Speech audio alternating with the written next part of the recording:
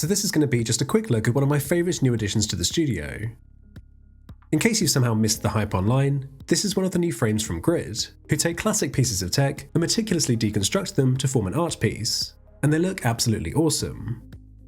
This one here is of course the original Google Pixel, and each product gets its own unique layout, some printed information such as a release date, and the core components are disassembled and labelled.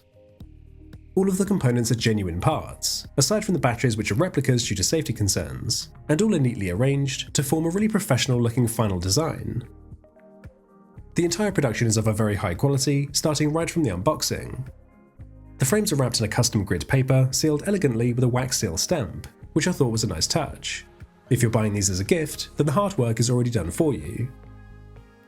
Most of the products come with a black frame and a white background to provide contrast for the device inside, but new variations are starting to be added now. You'll also get some attachments for mounting these to the wall, and the backboard is removable if you want to take these out of the frame, though I'd recommend you don't so as to not risk damaging them or exposing them to dust. I think the whole concept is great. Having your favourite pieces of tech from the past as a wall decoration is a really neat idea, and you can see that the arrangements have been done in a really precise manner to give a clean overall design.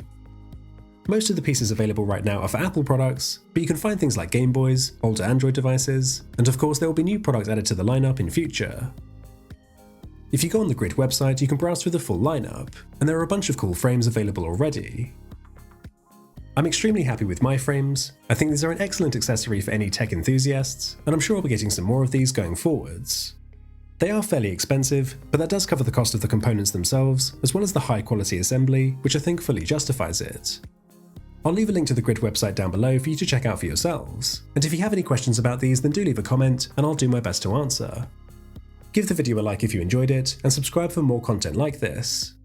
Thank you very much for watching, and I'll see you in the next one.